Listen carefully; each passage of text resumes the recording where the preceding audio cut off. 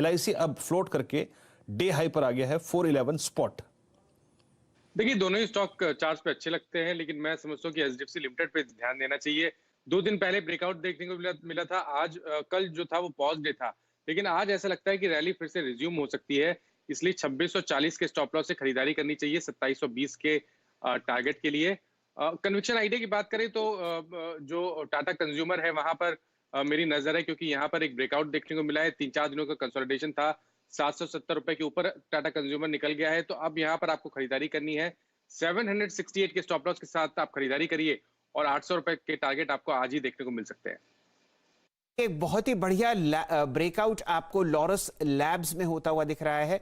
683 का उच्चतम लेवल यहां पर स्क्रीन पर आता हुआ।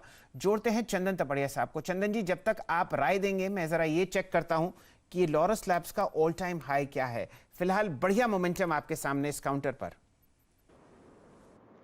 जी देखिए, सर्जिकल लॉरस लैब हमने BTST में सजेस्ट किया था और इसका जो प्राइस सेटअप है उसकी वजह से हम यहाँ पे न्यू लाइफ टाइम हाई जो 697 वहां तक इसको टारगेट दिए थे। तो कल यहाँ पे इस काउंटर में 655 के स्टॉप लॉस से 695 के टारगेट के लिए BTST की सलाह दी थी। स्टॉक्स में शुरुआती मोमेंटम में काफी अच्छा यहाँ पे अट्रैक्शन देखने को मिल रहा है और जिस हिसाब से वीकली और डेली चार्ट सेटअप है, ये 695 697 के जो लाइफ टाइम हाई है वो सरपास करता हुआ नजर आएगा। तो बिल्कुल आपके पास यदि पोजीशन है तो बने रहे। ट्रेलिंग स्टॉप लॉस अब अपनी पोजीशन को 666 के आसपास कर सकते हो। अपसाइड के टारगेट है वो इनटेक रहेंगे। उसके अलावा आप दूसरे काउंटर्स की बात करें तो काफी अच्छा मोमेंटम बाजार में बना हुआ है। स्लैब्स पर आपको बढ़िया मूव आता हुआ दिख रहा है। ऑल टाइम हाई आप समझिए इस काउंटर का है 697। इसको हम लोग ट्रैक करते हुए दिखेंगे। आपके सामने आइडिया सेलुलर अब 14.3% ऊपर 6 रुपये 80 पैसे के आसपास ट्रेड करता हुआ दिख रहा है। रचना जी, आपकी पहली पसंद बाजार फिलहाल निफ्टी और बैंक निफ्टी पर ऑलमोस्ट फ्लैट। जी, मेरी एक नजर अभी मणप्पुरम पे है। मणप्पुरम बहुत अच्छा सेटअप लग रहा है। अगर ओवरऑल मार्केट का सपोर्ट मिल जाएगा और 211 सस्टेन करेगा तो ये 216 एंड 218 एंड 220 की तरफ जा सकता है।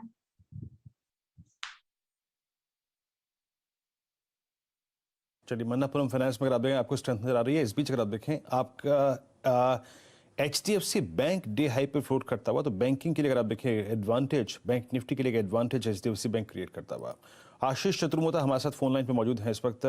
आशीष, HDFC बैंक डे हाई पे फ्लोट करता हुआ, NBFCs में, हाउसिंग फाइनेंस कंपनीज में एक स्पाइक देखने को मिल रहा है सुबह सुबह, और REC PFC भी डे हाई पर है, मन्नापुरम डे हाई पर 214.30। आपका पहला कन्वर्शन ट्रेड क्या होगा? बिल्कुल, देखिए वीरेंद्र, बैंकिंग में अच्छा स्ट्रेंथ हमें नजर आ रहा है और बैंक निफ्टी के साथ मैं सबसे पहले बात करना चाहूंगा जहां पे बहुत ही जबरदस्त ये बेस बन गया और 36,000 के ऊपर जैसे ये बैंक निफ्टी निकल रहा है, मुझे लगता है पहला लक्ष्य तो 36,300 का होगा। बट जैसे मैंने पहले कहा कि 37,000 तक के पोटेंशियल टारगेट बैंक निफ्टी में नजर आएंगे। 35,800 पे कैश लेवल पे मैं बात करूं, 35,800 के स्टॉप पे बैंक निफ्टी में खरीदारी करनी चाहिए। 36,300 के लक्ष्य यहां देखने को नजर आएंगे। और स्टॉक वाइज मुझे लगता है L&T, लार्सन एंड टुब्रो पे ध्यान देना चाहिए। वीकली चार्ट सेटअप बहुत ही प्रॉमिसिंग L&T का नजर आ रहा है। 1636 पे इस समय स्टॉक ट्रेड कर रहा है। 1620 के स्टॉप लॉस पे यहाँ खरीदारी करनी चाहिए। 1680 के लक्ष्य लार्सन एंड टुब्रो के स्टॉक में देखने को नजर आ जाएंगे। चलिए, कैश काउंटर्स में खबरों के बाद टेक सॉल्यूशंस में एक बहुत ही बढ़िया मोमेंटम आता हुआ दिख रहा है। यहां पर इन्होंने अपने रिसर्च आर्म में लगभग 75% स्टेक एक वेंचर कैपिटलिस्ट को बेचा है $101 मिलियन में। जी हां, $101.6 मिलियन में टेक सॉल्यूशंस ने 75% स्टेक अपने रिसर्च आर्म में बेचता हुआ दिखे हैं। काउंटर में ऑलरेडी 8 लाख शेयर ट्रेड हो चुके हैं।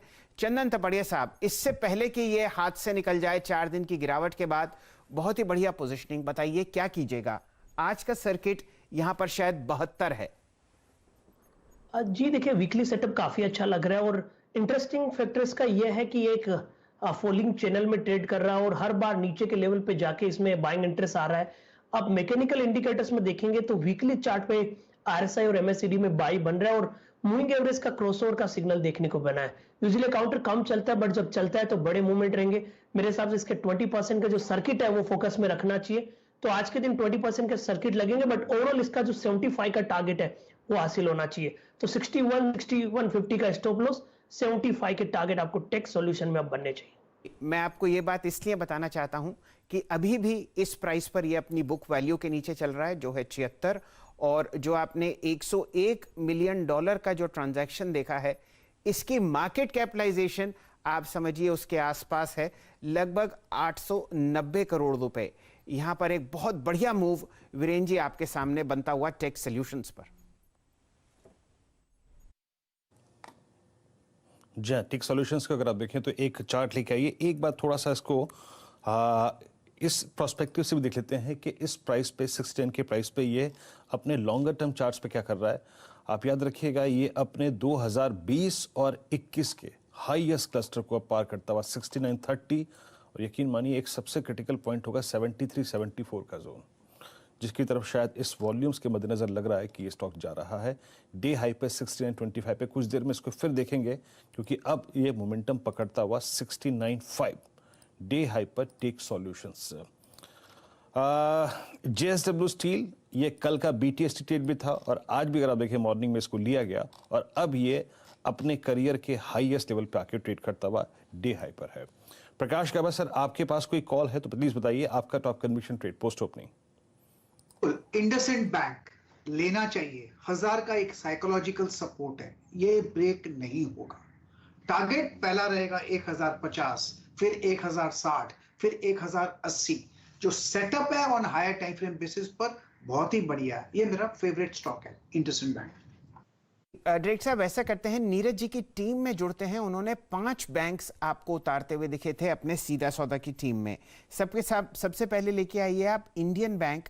यहाँ पर आपको फेरबदल होता हुआ दिखा उनकी रेटिंग में, 1.1% ऊपर आपको ट्रेड करता हुआ दिख रहा है।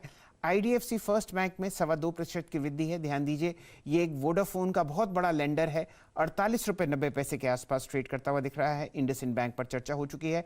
PNB 0.5% ऊपर 39.05, और ये सूरत हाल फिलहाल बैंकिंग से स्पेस में आपके सामने होता हुआ। वीरेन जी, आपने क्या पकड़ा? शैल जी, कॉन्फिडेंस आ रहा है एक स्टॉक को जो कि आज के इवेंट से बहुत दूर का है, और वो है, मुझे पहला अगर आप देखें जो कन्विक्शन ट्रेड लग रहा है वो है मेट्रोपोलिस।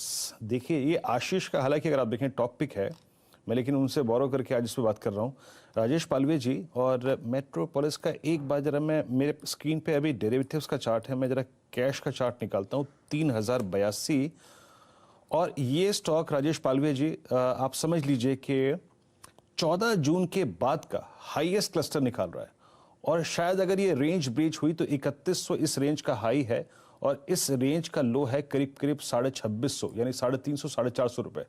450 रुपए की जोन अगर कटता है तो ऊपर टारगेट क्या होगा, इसकी जरा प्लीज एक बार आप 3100 की एट द मनी कॉल भी लेके आइएगा। राजेश पालवी जी, कैसे अप्रोच करेंगे आप इस ट्रेड को? मेट्रोपोलिस डे हाई पर नाउ 3100। तो बिल्कुल वीरेन जी, देखिए स्टॉक में जिस तरीके से हमने एक शार्प मूव देखा था लोअर साइड का, उसके बाद जो रिकवरी बनी है वो ये दिखाता है कि इसमें कंटिन्यूएशन तो रहेगा तेजी का।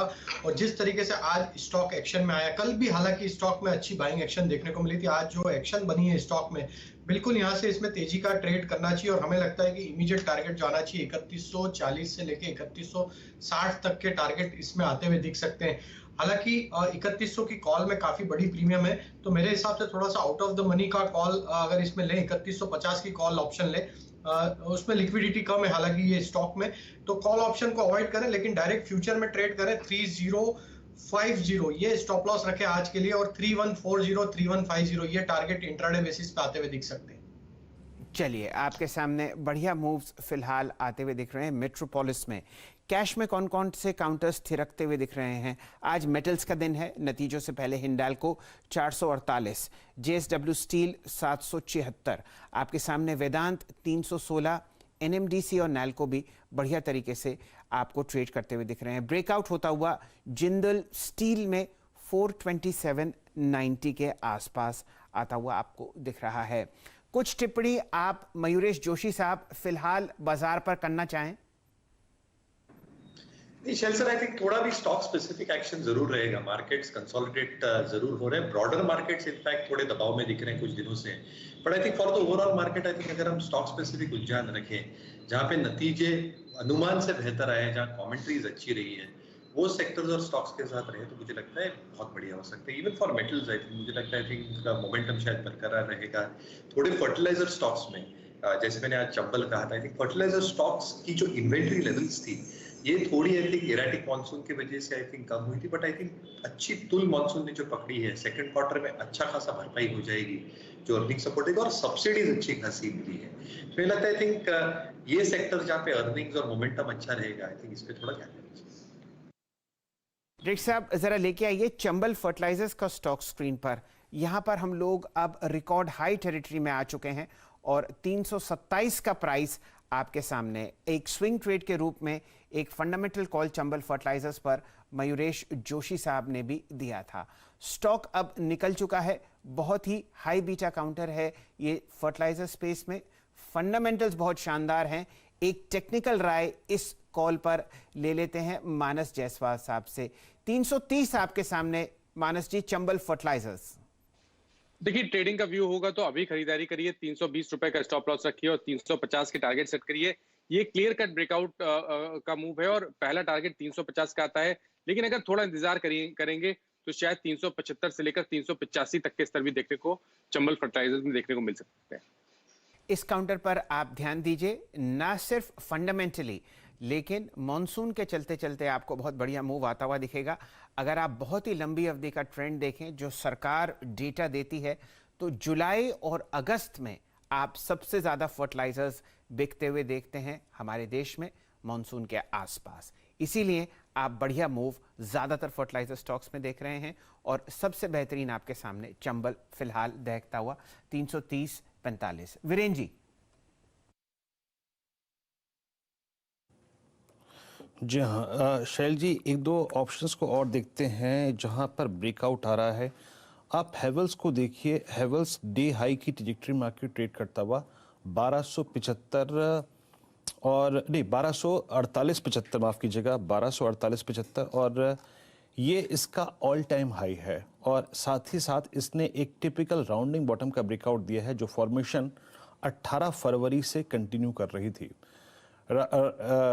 मानस जायसवाल जी, ये हेवल्स जिस तरीके से ब्लास्ट हुआ है इसकी लोअर शैडो कल के नीचे की थी, कल के नीचे गया, उसके बाद रिकवर होके पूरा डे हाई पे फ्लोट करता हुआ 1245-1246 सर। फ्यूचर्स पे आपका टेक, और स्क्रीन पर एक ऑप्शन रखिएगा 1260 की कॉल का प्रीमियम। मेरे पास इस वक्त प्रीमियम्स नहीं आ रहे हैं। आपका हेवल्स पे तर्क क्या है इस वक्त और क्या ट्रेड करना चाहेंगे आप, फ्यूचर्स या फिर ऑप्शन? देखिए किसी में भी ट्रेड करिए, मेरे ख्याल से वो प्रॉफिटेबल ट्रेड होगा क्योंकि 2 दिन के करेक्शन के बाद बाउंस बैक देखने को मिला है। फरवरी के हाईज ऑलरेडी ब्रीच हो गए हैं, तो ट्रेडिंग कॉल लेना होगा तो 1217 के स्टॉप लॉस से यहाँ पर खरीदारी करनी है। 1310 तक के टारगेट आपको देखने को मिल सकते हैं। एक चीज और मेंशन करूंगा, मंथली चार्ट पे एक फ्लैग पैटर्न का ब्रेकआउट देखने को मिला है, तो अगर 6 से 8 महीने का व्यू होगा तो यहाँ पर इस तरह देखने को मिल सकते हैं। ऑप्शन में ट्रेड करना होगा तो 1260 का कॉल ऑप्शन जो कि 32 रुपए का ट्रेड कर रहा है, यहाँ पर खरीदारी करिए। 21 रुपए के नीचे स्टॉप लॉस रखिए और 55 रुपए के टारगेट सेट करिए। हैवल्स पर भी आपको बढ़िया मूव आता हुआ दिखेगा। वीरेन जी, मेरे ख्याल से हम लोगों को टाटा केमिकल पर एक राय और लेनी चाहिए।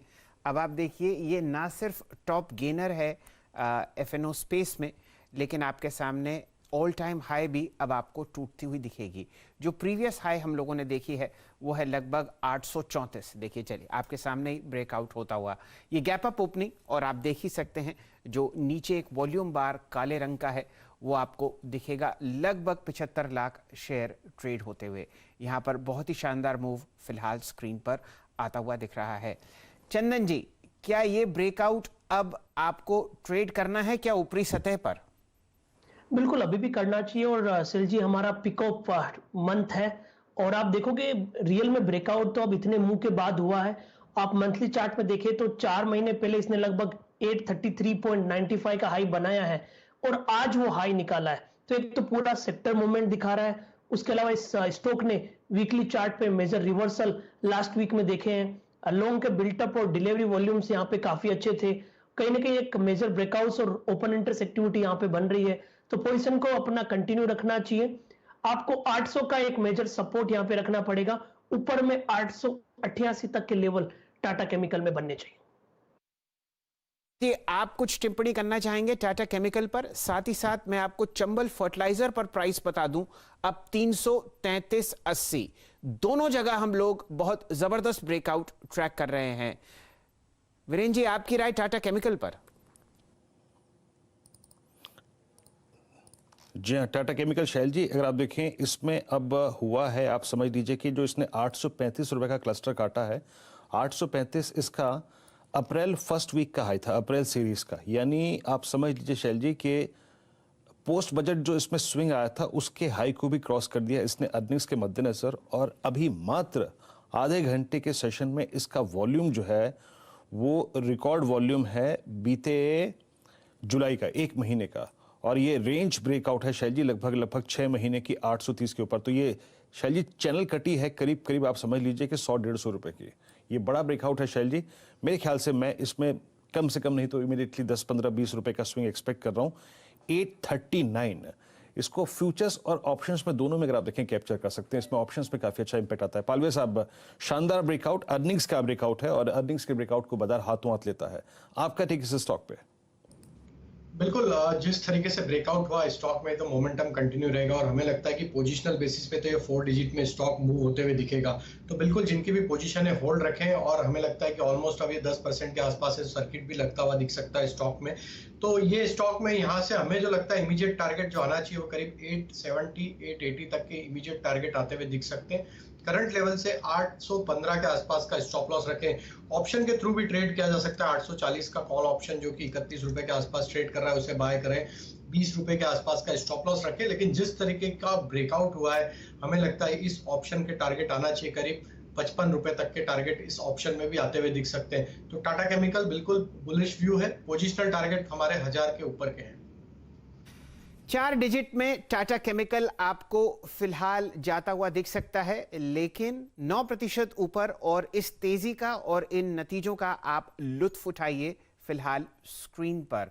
जाते जाते बारबेक्यू नेशन भी स्क्रीन पर देखिए, बहुत ही बढ़िया मोमेंटम यहां पर आपको आता हुआ दिख रहा है। 16% ऊपर ये काउंटर आपको चहकता हुआ तेजी में। नतीजे आपको बुधवार को आते हुए दिखे थे। डायरेक्टर साहब, दिखा दीजिए बारबेक्यू नेशन का प्राइस। और अब जोड़िए हमारे मित्र संजीव भसीन साहब को। भसीन साहब नमस्कार, शुभ दिन आपको। बताइए किस हिसाब से आप तेजी ट्रैक कर रहे हैं बाजार में, और 2 काउंटर्स शेयर कीजिए। हाँ, गुड मॉर्निंग शैलेंद्र, आपको भी और वीरेंद्र को भी। तो देखिए मार्केट का मोमेंटम है और मैंने जैसे आपको कहा था वो 15,500 पे सब बहुत उत्तेजित थे कि मार्केट बहुत मंदी में है। देखिए क्या चाल आई है, इससे बढ़िया रैली मैंने देखी नहीं और अभी तो शुरुआत है। तो पीएसयूज आउट परफॉर्म कर रहे हैं। आपको गेल एनालाइज करके दिया था 41, 42, 50 का टारगेट, 49.5 हिट गिर गया।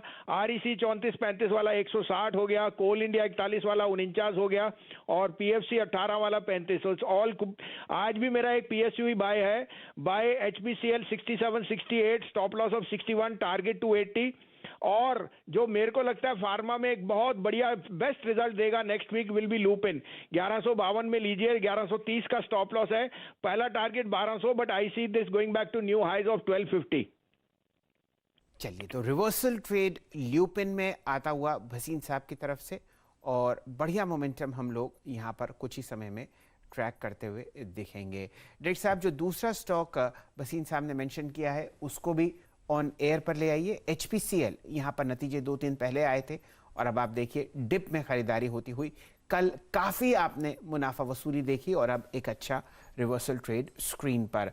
लेंगे यहाँ पर एक छोटा सा ब्रेक पे जाने से पहले हैप्पीएस्ट माइंड्स को स्क्रीन पे लाइए। 1418 का लेवल आपके सामने स्क्रीन पर आता हुआ दिख रहा है। इसको हम डिस्कस करेंगे ब्रेक के उस तरफ, लेकिन फिलहाल आते हैं वापस सिर्फ और सिर्फ 60 सेकंड में।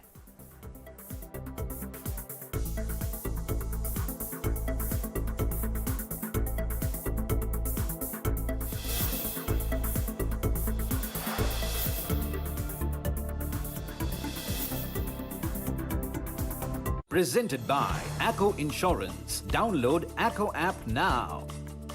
Co-powered by Scenic 710 by Century Ply. असली waterproof ply. प्रायोजक हैं अब रहिए 4 कदम आगे आशीर्वाद आटा के साथ। तो कैसे चुनेंगे असली waterproof ply? Boiling water test साबित करे सैनिक 710 है असली वाटरप्रूफ प्लाई। सैनिक 710 प्लाई सिर्फ 102 रुपीस पर स्क्वायर फुट। शॉट मारा छोटे। Acko कार इंश्योरेंस पे 0 कमीशन, तभी प्रीमियम एकदम कम। खजूर समझाएगा भिड़ू। तो ऐप चेक कर लेना भिड़ू। 0 कमीशन ऑन Acko। अरे बॉस, इंडिया मान लो, Acko ऐप चेक कर लो। तो कैसे चुनेंगे असली waterproof ply? Boiling water test साबित करे सैनिक 710 है असली वाटरप्रूफ प्लाई। सैनिक 710 प्लाई सिर्फ 102 रुपीस पर स्क्वायर फुट। कान खोलने का और खोपड़ी के अंदर फिक्स कर लेने का। Acko ऐप पे 0 कमीशन पर कार इंश्योरेंस मिलता है, तब भी तो प्रीमियम झकास होता है। क्या बात है। Download Acko now.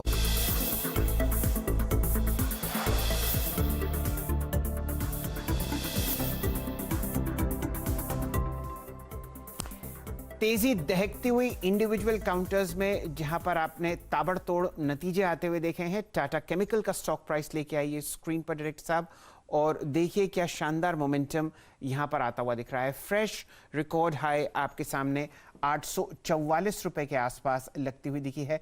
835 पर यहां पर चर्चा शुरू हुई थी, और अब आप वॉल्यूम देखें तो यूं समझिए कि 1 करोड़ शेयर के आसपास, नहीं अभी 94 लाख शेयर आपने ट्रेड होते हुए दिखे हैं। ऑलमोस्ट 10% की तेजी टाटा केमिकल्स में नतीजों के बाद। वीरेन जी। जी हाँ, चलिए शैल जी, अगर आप देखें कुछ ही देर में अगर आप देखें पॉलिसी आएगी, उससे पहले जरा एक बार मेहमानों की राय ले लेते हैं कि क्या क्या वो इस वक्त चेस कर रहे हैं, किन किन स्टॉक्स पे फोकस कर रहे हैं। एक्सिस बैंक डे हाई पे फ्लोट करता हुआ राजेश पालवे जी हमारे साथ हैं, उनसे बातचीत करते हैं, उनके भी ट्रेड्स लेने की कोशिश करते हैं, और साथ ही साथ अगर आप देखें अभी पूरा का पूरा पैनल जुड़ने वाला है हमारे साथ, उनसे बातचीत करेंगे। लेकिन पालवे साहब, अगर पॉलिसी से ठीक पहले इंडिसेस अपने आप को एक रेंज में रखे हुए हैं, और ये रेंज हाईएस्ट ट्रैजेक्टरी की है, मतलब 16,300, आप किन 2 स्टॉक्स के साथ इस पॉलिसी को प्रोसीड करना चाहेंगे? किन 2 स्टॉक्स के साथ आप जाना चाहेंगे? तो देखिए वीरेन जी, मैं पहला स्टॉक तो बैंकिंग सेक्टर से ही लूंगा, और वो HDFC बैंक मुझे यहाँ से काफी प्रॉमिसिंग लग रहा है। और जिस तरीके से इसका सेटअप है, मुझे लगता है कि ये स्टॉक में 1520-1530 तक के टारगेट आते हुए दिख सकते हैं। तो 1485 अभी करंट लेवल है HDFC बैंक का, इसे बाय करेंगे 1450 के स्टॉप लॉस से। जो दूसरा स्टॉक यहाँ से अट्रैक्टिव लग रहा है वो है बाटा इंडिया का। बाटा इंडिया में देखें तो जिस तरीके से स्टॉक में लास्ट 2 सेशन में 3 सेशन में करेक्शन देखने के बाद अब जो रिवर्सल बना है, हमें लगता है बाटा को यहाँ से बाय करना चाहिए। 1680 के आसपास ट्रेड कर रहा है, 1655 ये स्टॉप लॉस रख के इसको बाय करेंगे। और बाटा में हमें लगता है कि वापस कंटिन्यूटी ऑफ अप ट्रेंड रहेगा। 1710 1720 तक के टारगेट बाटा में आते हुए दिख सकते हैं। फिलहाल आपके सामने बॉम्बे स्टॉक एक्सचेंज पर ग्लेनमार्क लाइफ साइंसेज के प्री ओपन ट्रेड्स आते हुए दिख रहे हैं। 751 रुपए पर यह काउंटर सेटल होता हुआ दिखा है। 720 आप समझिए यहां पर बिकवाली हुई थी IPO में, तो 4% ऊपर। और आस्था जैन जी की राय थी कि ये आपको 10-12% ऊपर लिस्ट होता हुआ दिखेगा, वहां पर मुनाफा वसूली आप कर सकते हैं। फिलहाल 4% की वृद्धि। गाबा साहब से जुड़ते हैं। गाबा साहब, आपकी नजर कहां है क्रेडिट पॉलिसी से पहले? 2 स्टॉक्स पर है। मुझे पहला स्टॉक अच्छा लगता है, वो है बैंकिंग क्षेत्र से एक्सिस बैंक। बढ़िया मोमेंटम है, बहुत ही अच्छा बेस बना है 745 के आसपास। मुझे लगता है 765 तक जरूर जाना चाहिए, और एक बार 765 चला गया तो 770 भी पॉसिबल है एक्सिस बैंक पर। और दूसरा है एनर्जी स्पेस से, दूसरा है गैस अथॉरिटी ऑफ इंडिया। यहां पर भी तेजी और बहुत ही बढ़िया ब्रेकआउट मिला है। मुझे लगता है ये 155 तक जाना चाहिए, 1-2 दिन देना चाहिए। स्टॉप होगा 145 146, बस। अच्छी तेजी है और बढ़िया मोमेंटम है इस स्टॉक्स में। चलिए, पालविया साहब की राय हो गई। गैस अथॉरिटी पर चर्चा होती हुई दिख चुकी है। एक्सिस बैंक पर हम लोग व्यूज ले चुके हैं। अब जोड़ते हैं यहाँ पर रचना जी को। रचना जी, बताइए आपका ध्यान और रुझान कहाँ है क्रेडिट पॉलिसी से पहले? जी, मेरा ध्यान मारुति पे है। It is not a banking stock और समथिंग, लेकिन फिर भी ये फाइनेंस वगैरह से इम्पैक्ट होता है बहुत, और रेट सेंसिटिव डेफिनेटली है।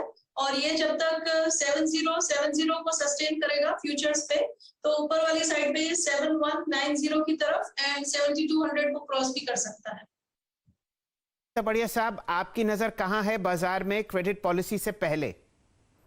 जी देखिए, मैं नॉन बैंकिंग काउंटर की तरफ ही फोकस करूंगा। 3-4 काउंटर यहाँ पे रेडार में है। सबसे पहले तो देखिए इतना मानसून मौसम और वीकेंड का जो समय है वो केमिकल फर्टिलाइजर काउंटर में पॉजिटिव मोमेंटम दिला रहा है। तो टाटा केमिकल ऑलरेडी डिस्कस कर रहे हैं 888 के यहाँ पे टारगेट है। उसके अलावा चंबल फर्टिलाइजर यहाँ पे एक मेजर ब्रेकआउट दिया है जहाँ पे 350 तक के अपसाइड बनने चाहिए। तो टाटा केमिकल, चंबल फर्टिलाइजर, दो काउंटर वो अच्छे लग रहे हैं। और उसके अलावा हैप्पीएस्ट माइंड मेरे हिसाब से अब आज 4-5% अपमूव का कैंडिडेट बनना चाहिए। ऊपर में 1415-17 के ऊपर होल्ड करते ही ये 1475 तक का रुख दिखाएगा। तो इस तरह से सेलेक्टिव ट्रेडिंग स्टॉक्स में जाना चाहिए। और पॉलिसी के बाद यदि बैंक निफ्टी अपने आप को 36,000 के ऊपर होल्ड करता है तो 300 से 400 पॉइंट की short covering rally rule out नहीं की जा सकती। ओके, तो आप हैप्पीएस्ट माइंड पे नजर रखेंगे, साथ ही साथ टाटा केमिकल्स आपकी स्क्रीन पे 840। कुछ स्टॉक्स देखिए जो कि लोअर लेवल से पुल बैक ले रहे हैं। अभी कुछ देर पहले अमरा राजा बैटरीज ने पुल बैक देकर अपने पिछले 3 दिन के हाईएस्ट क्लस्टर को पार कर दिया। पालवे साहब जरा ध्यान दीजिएगा, मैं पुल बैक ट्रेड्स खोज रहा था, मैं स्ट्रेंथ पे फोकस नहीं कर रहा था। स्ट्रेंथ वाला स्टॉक है आज टाटा केमिकल, अब करीब करीब हो गया 840 का। पुल बैक ट्रेड में आपका अमरा राजा बैटरीज और एक बार आप एस्कॉर्ट्स को देखिएगा, अर्निंग्स के बाद अब करीब करीब 200 डे एक्सपोनेंशियल मूविंग एवरेज से पुल बैक देकर आप समझ लीजिए कि 1204 पे स्पॉट ट्रेड करता हुआ 1194 का इसका 200 डे में था, वहां से 10 रुपए का पुल बैक का। इन दोनों में आप पुल बैक्स को कैसे देखते हैं, और पुल बैक अगर खेलना हो और तो वो कौन सा ज्यादा अच्छा लगता है आपको स्टॉक?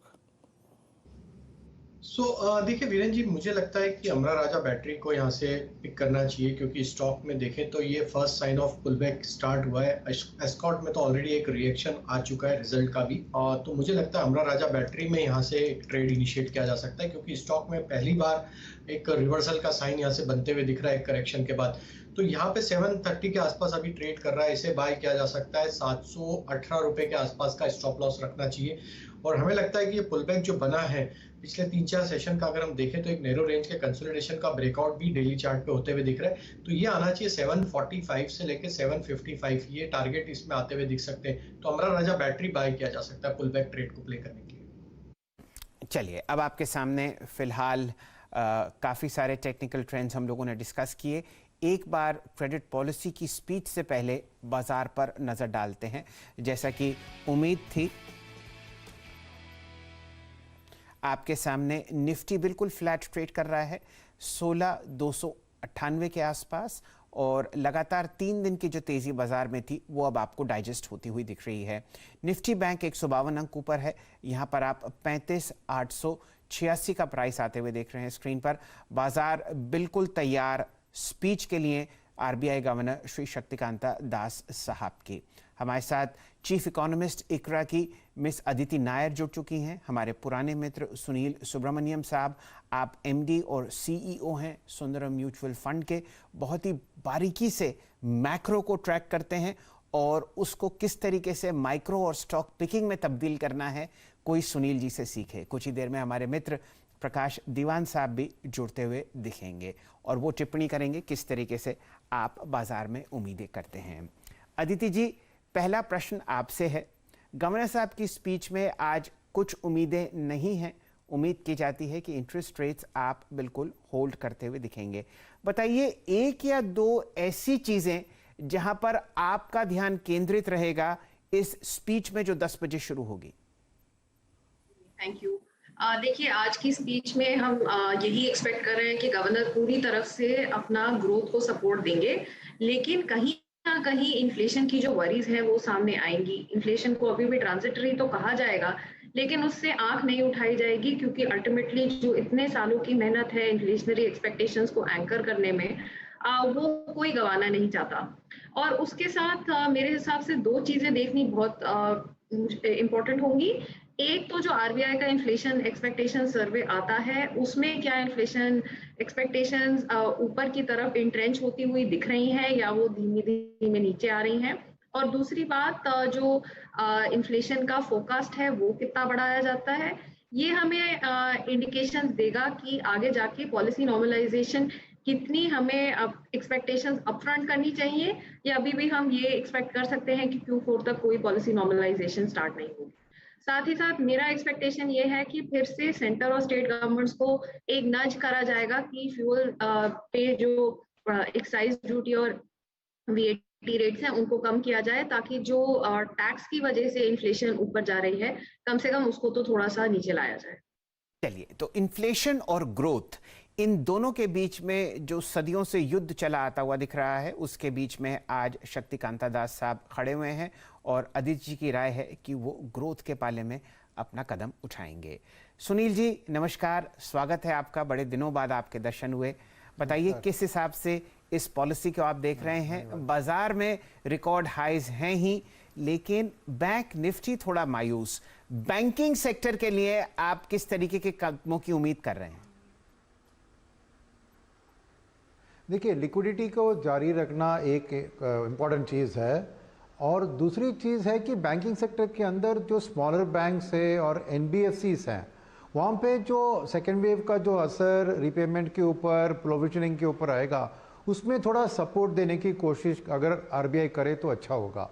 तो ओवरऑल फाइनेंशियल सेक्टर को सपोर्ट देना बहुत इंपॉर्टेंट है, क्योंकि आने वाले दिन अभी थर्ड वेव का असर कैसा होने वाला है, वैक्सीनेशन की ड्राइव कैसी है, ये सब फैक्टर्स को हाथ में लेते हुए अब फेस्टिव सीजन, गणेश चतुर्थी से फेस्टिव सीजन शुरू होगा वेरी शॉर्टली, तो उस चीज़ के ऊपर जब डिमांड बढ़ती है तो लिक्विडिटी की कोई कमी नहीं रहनी चाहिए, और एनबीएफसीज खास करके लेंडिंग के मोड में रहनी चाहिए। तो मेरे ख्याल में आरबीआई इसके ऊपर थोड़ा ध्यान देकर थोड़ा उनको राहत कुछ देगी तो बहुत बढ़िया चीज़ होगी। फोकस उसी के ऊपर होगी कि कैसे फिनेंसिंग फेस्टिव सीजन में आसानी से किया जाए ताकि ग्रोथ अकोमोडेटिव स्टांस को जारी रखे।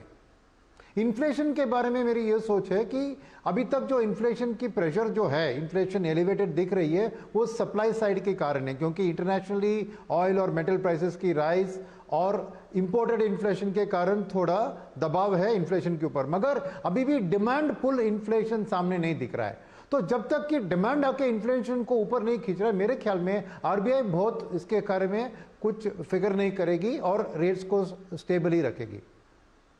ये तो रेट्स में कोई फेरबदल नहीं दिख रहा। अगले 6 मिनट के बाद आपको शक्तिकांता दास साहब अपनी स्पीच शुरू करते हुए दिखेंगे। सुनील जी भी ग्रोथ की तरफ ध्यान दे रहे हैं, अदिति जी भी इसी पाले में हैं। एक बहुत ही जाने माने स्टॉक पिकर और हमारे बड़े पुराने मित्र प्रकाश दीवान साहब का स्वागत करते हैं। प्रकाश जी, कहाँ नजर गड़ाए बैठे हैं आप इस स्पीच में जो 6 मिनट में शुरू होगी? एक इस पॉलिसी ने हमको एक नया टर्म है उससे वाकिफ कराया, व्हिच इज नॉर्मलाइजेशन। अब ये नॉर्मलाइजेशन का जब दौर शुरू होगा तो इसमें ये देखना है कि कौन से सेक्टर्स पे शक्तिकांता दास जी का फोकस रहता है, कि कहीं उनकी सॉफ्टनेस कहीं वहां पे कहाँ आने की उम्मीद है। जैसे पिछली बार आपने देखा 2 पॉलिसीज में बहुत डिस्टिंक्टली उन्होंने कुछ सेक्टर्स को प्रोत्साहन देने के नजरिए से कुछ तब्दीली लाए जो पॉलिसीज में, और उसके लिहाज से आपने वो सेक्टर्स को वापस पनपते हुए, फूलते हुए, बढ़ते हुए देखा।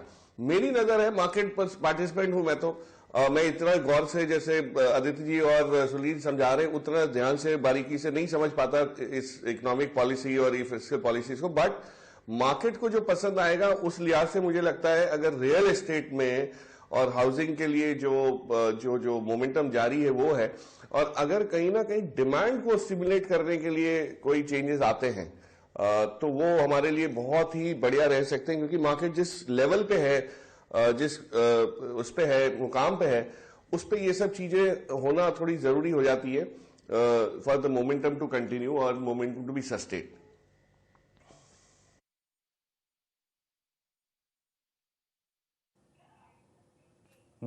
अदिति जी, अगर आप पिछली कुछ पॉलिसीज को देखें तो हर बार हर पॉलिसी में कोई एक सरप्राइज एलिमेंट होता है, और एक और चीज़ है कि तरलता, लिक्विडिटी को अगर आप देखें आरबीआई ने हमेशा मेंटेन किया है।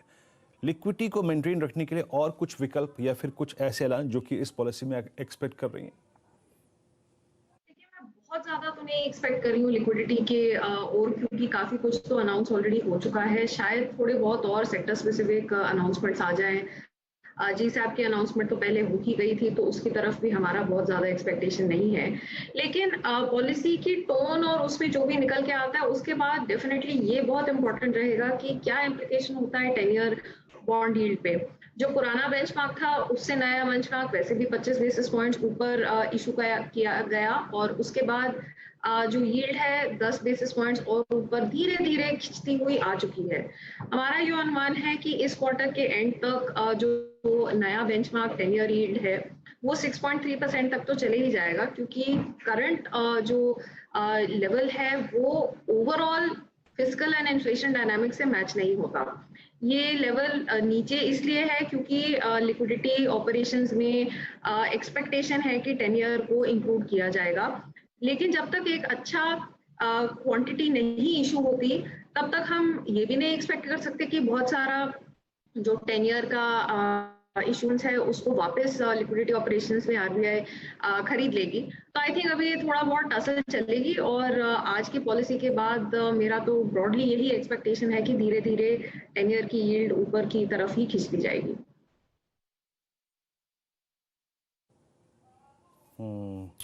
अच्छा प्रकाश दीवान जी, आप एक और चीज़ बड़ी लॉजिकल समझिए, वो ये है कि निफ्टी आपका ऑल टाइम हाई पे था 16,300 पे। एक बहुत बड़ा वैक्यूम, एक बहुत बड़ा डिफरेंशियल बिटवीन निफ्टी और बैंक निफ्टी अगर आप देखें क्रिएट हो चुका है। मार्केट की अप्रोच क्या होगी? अगर आप देखें बेंचमार्क रेट्स में कोई तब्दीली नहीं होती है और ग्रोथ टारगेट्स को अगर आप देखें तो कोई परिवर्तन नहीं होते वहाँ पे, तो आपको लगता है कि इस डिफरेंशियल को प्ले करने की बाजार कोशिश करेगा, specially with large cap stocks like HDFC bank और कोटक महिंद्रा बैंक, जो कि अभी भी अपने ICICI, SBI और साथ ही साथ अगर आप देखें तो एक्सिस से एक डिफरेंशियल मेंटेन कर रहे हैं। ये डिफरेंशियल कैसे पूरा करने की कोशिश करेगा बाजार? बिल्कुल, देखिए वीरू, जो बैंक निफ्टी की अंडर परफॉर्मेंस है और वो खास इस बार इसलिए क्योंकि जो दिग्गजों ने पार्टिसिपेट नहीं किया, हमने कुछ 1-2 दिन पहले ही थोड़ा सा एक चाल आते देखी, but otherwise largely HDFC bank, Kotak bank, ICICI को छोड़ के सारे बड़े बैंक्स आपको थोड़े से नाराज से लग रहे हैं in terms of the participation. और इसका कारण क्या है कि लोगों को जो ये क्रेडिट साइकिल में जो एक सॉफ्टनेस आ गई, स्लो डाउन आ गया, उससे जो चिंताएं बनी और ये उम्मीद जताना शुरू किया लोगों ने कि NPA साइकिल वापस शुरू हो रहा है और कलेक्शन एफिशिएंसीज नहीं हो रही। सो ये जो चिंताएं ये आपके सेकेंड वेव को लेके जो हुई है, पहले वेव में तो हम पार हो गए थे, बट सेकेंड वेव की चिंताएं अभी भी गई नहीं है। जैसे ही आपको कोई ऐसे आंकड़े आने शुरू होते हैं जहां पे इंप्रूवमेंट दिखता है कि क्रेडिट साइकिल वापस हो गया, निम ग्रोथ शुरू होने लगेंगे, पार्टिसिपेशन आएगा। और इस पॉलिसी में खास अगर ऐसी चीजें आ गई तो बैंक निफ्टी में बहुत बड़ा मूव आपको एक मिल सकता है। और मेरी उम्मीद यही है कि आज शायद आपको ये देखने को मिल जाएगा। सुनील जी से जुड़ते हैं। सुनील जी, बहुत ही संक्षेप में बताइए, बाजार कौन कौन से ऐसे सेक्टर्स हैं जहां पर आरबीआई की मदद आते हुए देखता है, खासकर कोविड रिलेटेड प्रोविजनिंग के लिए? जैसे मैंने पहले ही बताया, NBFCs के ऊपर ध्यान होगा, स्मॉल बैंक्स के ऊपर ध्यान होगा, क्योंकि उनको ये जो कोविड के कारण जो प्रोविजनिंग की नॉर्म्स से थोड़ा एक रिलीफ अगर आरबीआई ने दिया तो एक अच्छा रैली उधर बन सकता है। नंबर 2, ऑटो सेक्टर, क्योंकि ये रेट सेंसिटिव सेक्टर है और फेस्टिव सीजन में ऑटो के लिए डिमांड बढ़ता है और मॉनसून के आते ही आपको ट्रैक्टर और ऐसे कमर्शियल व्हीकल्स की डिमांड भी बढ़ सकती है। तो रेट सेंसिटिव सेक्टर्स के ऊपर ध्यान देंगे तो मैं समझूंगा कि कुछ अच्छा आपको ये हो सकता है आरबीआई पॉलिसी से। तीसरा मैं कहूँगा कि कंज्यूमर डिस्क्रिशनरी यानी कंज्यूमर ड्यूरेबल, क्योंकि जैसे एसी, रेफ्रिजरेटर, वहाँ पे भी एक फेस्टिव सीजन का डिमांड होता है और जो ईएमआई के थ्रू खरीदारी करते हैं वहाँ पे भी रेट्स का कुछ असर होता है। तो आरबीआई का लिक्विडिटी प्लस रेट पॉलिसी के साथ ये तीनों सेक्टर मेरे ख्याल में कुछ रिएक्शन दिखा सकते हैं पॉलिसी के तौर पर और आगे कुछ अपसाइड भी बन सकता है अगर पॉलिसी में कुछ अच्छे अनाउंसमेंट्स आए तो। ग्लेनमार्क लाइफ आपके सामने लिस्ट होता हुआ 4% ऊपर, फिलहाल 751-45 के आसपास, और बिल्कुल इंतजार है स्पीच का जो आपको आरबीआई के गवर्नर श्री शक्तिकांता दास साहब देते हुए दिखेंगे। कुछ ही सेकंड्स में ये प्रेस कॉन्फ्रेंस आपके सामने शुरू होगी। सब लोग इसी इंतजार में कि किस पायदान में आपको खड़े होते हुए दिखेंगे शक्तिकांता दास साहब, जो अब स्क्रीन पर प्रस्तुत हैं। Today, I would be broadly focusing on 4 aspects. The first aspect relates to the deliberations of the Monetary Policy Committee and its decision. In the second part, I would be focusing on an assessment of growth and inflation. Then I would move on, and as a third aspect, third part of my statement, I would be focusing on the financial market and liquidity conditions. And finally, I would be announcing certain additional measures on behalf of the Reserve Bank of India. I request your patience. The Monetary Policy Committee, MPC, met on 4th, 5th and 6th August 2021. Based on an assessment of the evolving domestic and global macroeconomic and financial conditions and outlook, the MPC voted unanimously to keep the policy repo rate unchanged at 4%. The MPC also decided on a 5-1 majority to continue with the accommodative stance as long as necessary to revive and sustain growth on a durable basis and continue to mitigate the impact of COVID-19 on the economy while inflation remains within the target going forward. The marginal standing facility, that is MSF rate, and the bank rate remain unchanged at 4.25%. The reverse repo rate also remains unchanged at 3.35%. Today, we are in a much better position than at the time of the meeting of the MPC in June 2021. As the second wave of the pandemic ebbs, containment eases, and slowly we build back, vaccine manufacturing and administration are steadily rising. Yet, the need of the hour is not to drop our guard and to remain vigilant against any possibility of a third wave, especially in the background of rising infections in certain parts of the country. Our actions, together with those of the government, are aimed at alleviating distress and prioritizing growth while keeping the financial system healthy and stable. Our approach can best be described by weaving together two quotes from Martin Luther King Jr., and I quote, "But I know somehow that only when it is dark enough can you see the stars. Keep moving, let nothing slow you up, move on," unquote. Let me begin by setting out the rationale underlying the MPC's decision. The MPC met in the shadow of the two recent inflation prints being above the tolerance band of the inflation target. It noted that economic activity has broadly evolved on the lines of the MPC's expectations in June, and the economy is recovering from the setback of the second wave. The monsoon has revived after a brief hiatus, and Kharif sowing is now gaining momentum. Some high-frequency indicators are also looking up again during the months of June and July.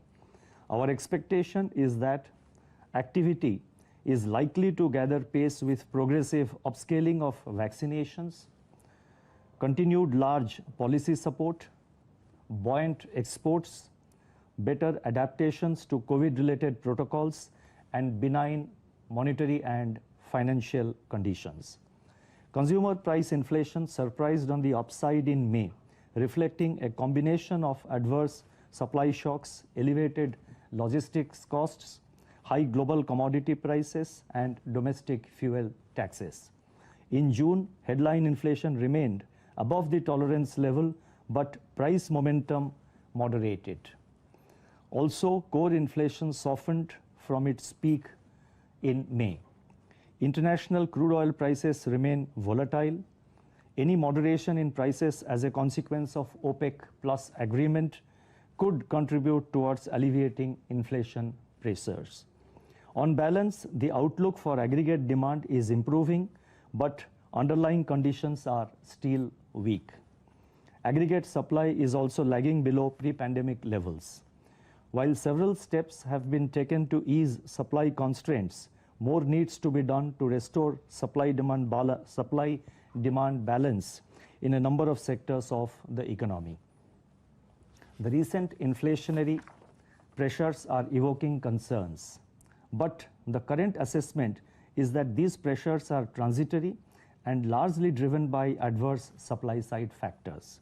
We are in the midst of an extraordinary situation arising from the pandemic. And this is a point which I have been highlighting almost in every monetary policy statement starting March last year. The conduct of monetary policy during the pandemic has been geared to maintain congenial financial conditions that nurture and rejuvenate growth.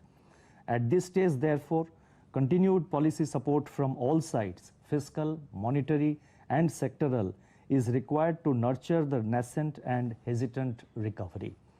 The MPC continues to be conscious of its mandate of anchoring inflation expectations as soon as the prospects for strong and sustainable growth are assured. Accordingly, the MPC decided to retain the prevailing repo rate at 4% and continue with the accommodative stance with all its nuances.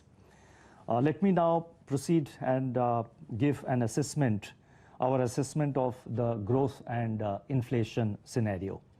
First, let me focus on domestic growth. Domestic economic activity has started normalizing with the ebbing of the second wave of the virus and the phased reopening of the economy. High-frequency indicators suggest that consumption, that's number one, both private and government. Number two, investment.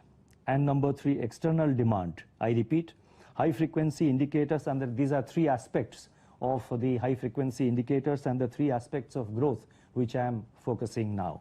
High-frequency indicators suggest that consumption, both private and government, investment and external demand are all on the path of regaining traction. Let me now elaborate on each of these three aspects. Further easing of restrictions and increasing coverage of vaccinations are likely to boost private spending on goods and services, including travel, tourism, and recreational activities, propelling a broad-based recovery in aggregate demand. The robust outlook for agriculture and rural demand would continue to support private consumption. Urban demand is likely to accelerate with recovery in manufacturing and non-contact intensive services, release of pent-up demand, and the pace of vaccination. This is corroborated by encouraging movements in several high-frequency indicators, namely registration of automobiles, electricity consumption, non-oil, non-gold imports, consumer durable sales, and hiring of urban workers. The results of the July round of Reserve Bank's Consumer Confidence Survey suggest that 1 year ahead sentiments return to optimistic territory from historic lows. Early results from listed firms show that corporates have been able to maintain their healthy growth in sales, wage growth, and profitability, led by information technology firms primarily. This will also support aggregate disposable income of the consumers.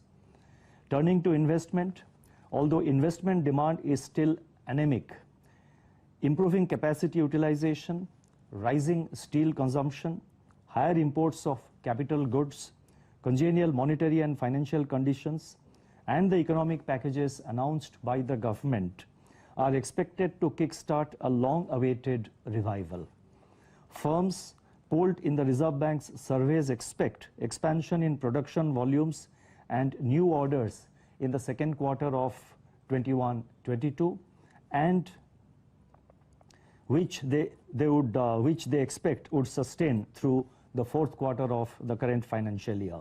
And this bodes very well for investment.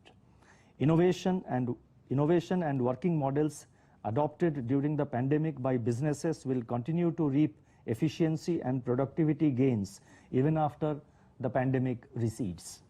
This should help trigger a virtuous cycle of investment, employment, and growth. As regards external demand, it remained buoyant during the first quarter of 2021-22, and it was reflected very clearly in the increase in the volume of our exports, and this lent critical support to aggregate demand. Strong external demand is an opportunity for India, and further policy support should help in capitalizing on this. Global commodity prices and episodes of financial market volatility, together with vulnerability to new waves of infections, are, however, downside risks to economic activity. Taking all these factors into consideration, which I have now just spelled out, the projection for real GDP growth is retained at 9.5% for 2021-22. And this consists of, I'll give the quarterly breakup. This consists of 21.4% in Q1, 7.3% in Q2, 6.3% in Q3, and 6.1% in Q4 of 2021-22. Real GDP growth for Q1 22-23, that is next financial year, is projected at 17.2%. Let me now turn to inflation. Headline CPI inflation edged up sharply to 6.3% in May, driven by a broad-based pickup across all major groups on adverse supply shocks, sector-specific demand-supply mismatches, and spillovers from rising global commodity prices. It remained at 6.3% in June. However, core inflation registered an appreciable moderation in the month of June. The revival of the southwest monsoon and pickup in Kharif sowing, buffeted by adequate food stocks, should help in containing cereal price pressures in the months ahead. High-frequency food price indicators show some moderation in prices of edible oils and pulses. I repeat, high-frequency food price indicators show some moderation in prices of edible oils and pulses in the month of July on the back of supply-side interventions by the government. Inflation in core services like house rentals remains below historical averages, reflecting subdued demand conditions. Crude oil prices are volatile with implications for imported cost pressures on inflation.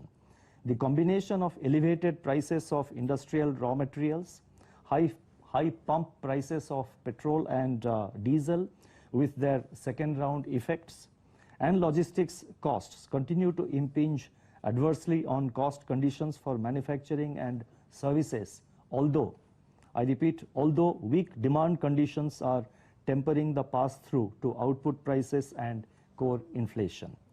Before the onset of the pandemic, headline inflation and inflationary expectations were well anchored at 4%, the gains from which need to be consolidated and preserved.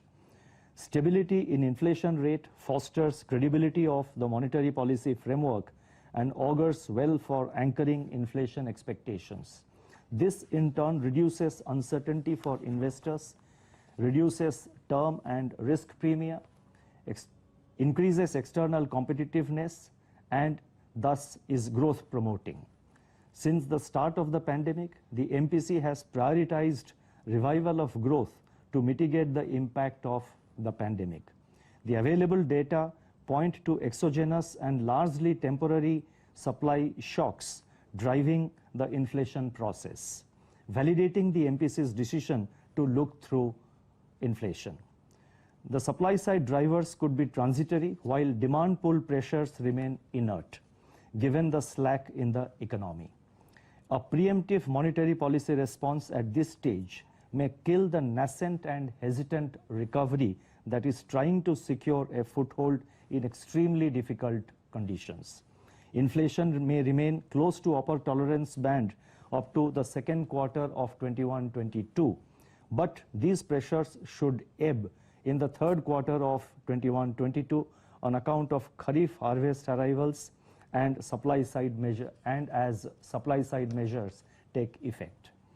Taking into consideration all these factors, CPI inflation is now projected at 5.7% during 21-22, and this consists of 5.9% in Q2, 5.3% in Q3, and 5.8% in Q4 of 21-22, with risks broadly balanced.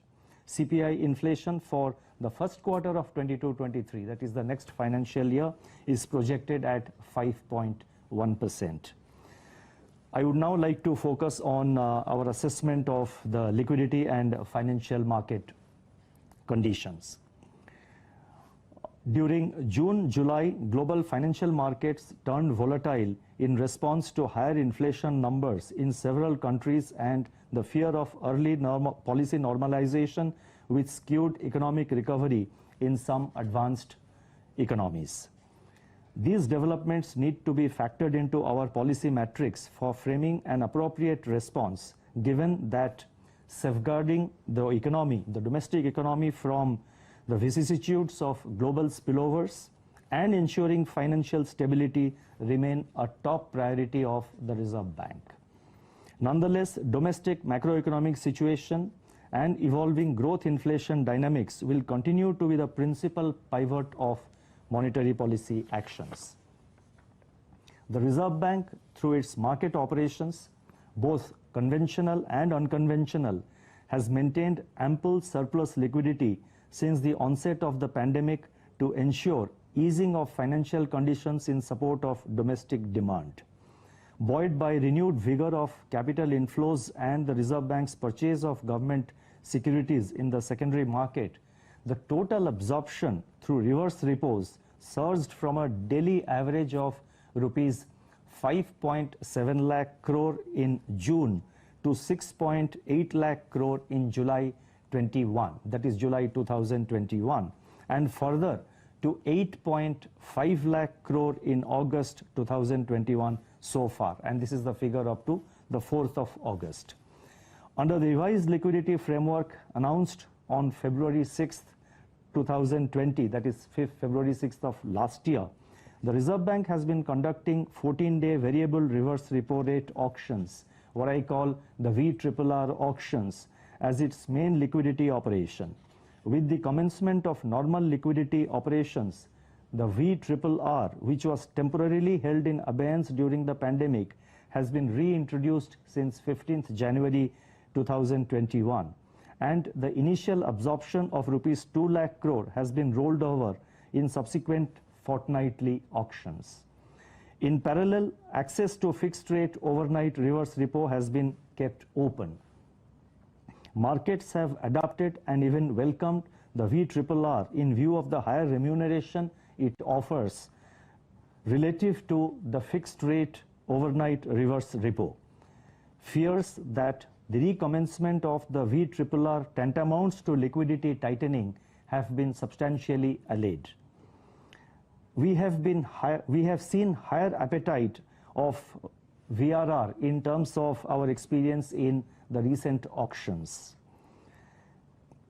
and this is reflected in the bid cover ratio, because the bid cover ratios are far higher, have been much higher than the total quantum which is put to auction, that is 2 lakh crores. So I repeat, we have seen higher appetite for VRRR in terms of bid cover ratio in the recent auctions, and this also we have seen over a period of time. Considering all these aspects, it has now been decided to conduct fortnightly VRRR auctions of rupees 2.5 lakh crore on 13th August, 3 lakh crore on 27th August, 3.5 lakh crore on 9th September, and 4 lakh crore on September 24th, 2021. So as you can see, in a calibrated manner, we are increasing the quantum, increasing the quantum that is being put under auction under the VRRR window, and this is mainly in response to the market appetite for VRRR auctions. And simultaneously, our overnight fixed reverse repo window also remains open. So it's a voluntary kind of thing which the investors and the banks, particularly the banks, can opt for. Now, these enhanced VRR auctions should not be misread as a reversal of the accommodative policy stance, as the amount absorbed under the fixed rate reverse repo is expected, I repeat again, as the amount absorbed under the fixed reverse repo is expected to remain more than 4 lakh crore even at the end of September 21, September of this year. Needless to add that the amount adopted under the VRRR window forms part of system liquidity. So system liquidity consists of both VRRR quantum as well as what is absorbed by the Reserve Bank at the end of every day through fixed rate reverse repo windows. The Reserve Bank's secondary market GSEC acquisition program, GSAP, has been successful in anchoring yield expectations while eliciting keen response from market participants. we propose to conduct 2 more auctions of rupees 25,000 crore each on 12th August and 26th August 2021 under the GSAP 2.0. We will continue to undertake these auctions and other operations like open market operations, that is OMOs, and Operation Twist, OT, among others, and calibrate them in line with the evolving macroeconomic and financial conditions. It is necessary to have active trading. I repeat and I reiterate, it is necessary to have active trading in all segments of the yield curve for its orderly evolution. Our recent GSAP auctions that have focused on securities across the maturity spectrum are intended to ensure that all segments of the yield curve remain liquid. Furthermore, our options are always open to include both off-the-run and on-the-run securities in the GSAP auctions and in the Operation Twist. It is expected that secondary market volumes would pick up and market participants take positions that lead to two-way movements in the yields. Our endeavor as the debt manager of both central and state governments has been to ensure an orderly completion of the borrowing programs at a reasonable cost while minimizing the rollover risk. In my earlier statements, I have emphasized orderly evolution of the yield curve as a public good in which both market participants and the Reserve Bank have a shared responsibility. As GSEC yields serve as a benchmark and have a high signaling value for other segments of the debt market, guidance on orderly path of yields was provided through auction cutoffs, devolvements, green shoe options, cancellations in the primary market auctions. The introduction of uniform price auctions announced recently for issuance of securities up to 14 years tenor is expected to mitigate the risks that bidders may face in primary segment. The decision of the government, and this is very important, the decision of the government to accommodate the GST compensation payment to states for the first half of the year within the existing cash balances should assuage the market concerns on the size of the government's borrowing program this year. The efficacy of RBI's monetary policy measures and actions is reflected in the significant improvement in transmission during the current easing cycle. The reduction in repo rate by 250 basis points since February 2019 has resulted in a cumulative decline by 217 basis points, 217, that is 217 basis points in the weighted average lending rate on fresh rupee loans. Domestic borrowing costs have eased, including interest rates on market instruments like corporate bonds, debentures, CPs, CDs, and T-bills. In the credit market, transmission to lending rate has been stronger for MSMEs, housing, and also large industries. The low interest rate regime has also helped the housing sector to reduce the household sector. The low interest regime has also helped the household sector to reduce the debt burden, to reduce the loan servicing. Let me read it again. The low interest regime has also helped the household sector reduce the burden of loan servicing. The significant reduction in interest rates on personal housing loans and loans to commercial real estate sector augur well for the economy, as these sectors have extensive backward and forward linkages and are employment intensive. Let me now turn to the additional measures which I propose to announce, which I am announcing on behalf of the Reserve Bank of India. After the onset of the pandemic, the RBI has announced more than 100 measures to mitigate the impact of the pandemic. Going forward, our endeavor would be to continue to monitor the measures which are still under operation to ensure that the benefit of all the measures which we have announced, that is these 100 measures which we have announced, our effort would be to monitor them and to ensure that the benefit percolate down to the targeted stakeholders. Against this backdrop and based on our continuing assessment of macroeconomic situation and financial market conditions, certain additional measures are being announced today. The details of these measures set out in the statement on developmental and regulatory policies, which forms part, which forms part of the monetary policy statement as part B, that will be uploaded, and this will be, as you know, will be uploaded in the RBI website as soon as my statement is over. So a copy of my statement, a copy of the monetary policy committee, that is MPC statement, including the announcements which I am making with regard to additional measures. As usual, they have been uploaded in the RBI website immediately after my statement is over.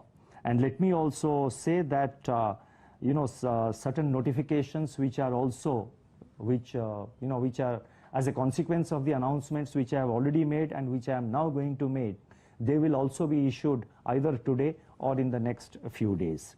The first measure relates to on-tap TLTRO scheme extension of deadline. The scope of the on-tap TLTRO scheme, initially announced on 9th October last year for 5 years, was further extended to stressed sectors identified by the KV Kamath Committee in December 2020 and bank lending to NBFCs in February 21. The operating period of the scheme was also extended in phases till September 30th, 2021. Given the nascent and fragile economic recovery, it has now been decided to extend the on-tap TLTRO scheme further by a period of 3 months, that is till December 31st, 2021. The second measure relates to marginal standing facility, that is MSF, extension in period of relaxation. On 27th March last year, banks were allowed to avail of funds under the marginal standing facility, that is MSF, by dipping into the statutory liquidity ratio up to an additional 1% of net demand and time liabilities, that is NDTL, that is cumulatively up to 3% of the NDTL. To provide comfort to banks on their liquidity requirements, including meeting their liquidity coverage ratio requirement, this relaxation, which is currently available till September 30th of this year, is now being extended for a further period of 3 months, that is up to 31st December 2021. This dispensation provides increased access to funds to the extent of rupees 1.62 lakh crore and qualifies as high quality liquidity assets, HQLA, for calculation of the LCR. The next measure relates to LIBOR transition, review of guidelines, especially with reference to export credit on foreign currency and restructuring of derivative contracts. The transition away from London Interbank Offered Rate, that is LIBOR, is a significant event that poses certain challenges for banks and the financial system. In fact, it's not just a challenge for the banking system and the financial system in India, but it's equally a big challenge for the banking and financial sectors across the world, advanced economies, emerging market economies, and every central bank in each of these economies is trying to deal with the problem in its own way. And they have been spelling out their measures. We have also spelled out certain measures in the recent past. The RBI has been engaged with the banks and market bodies to proactively take steps to ensure that the transition is orderly and not disruptive. The Reserve Bank has also issued advisories to ensure a smooth transition for regulated entities and financial markets. In this context, it has been decided to amend the guidelines relating to two aspects, guidelines related to number 1, export credit in foreign currency, and number 2, restructuring of derivative contracts. Banks will be permitted to extend export credit in foreign currency using any other widely accepted alternative reference rate in the currency concerned.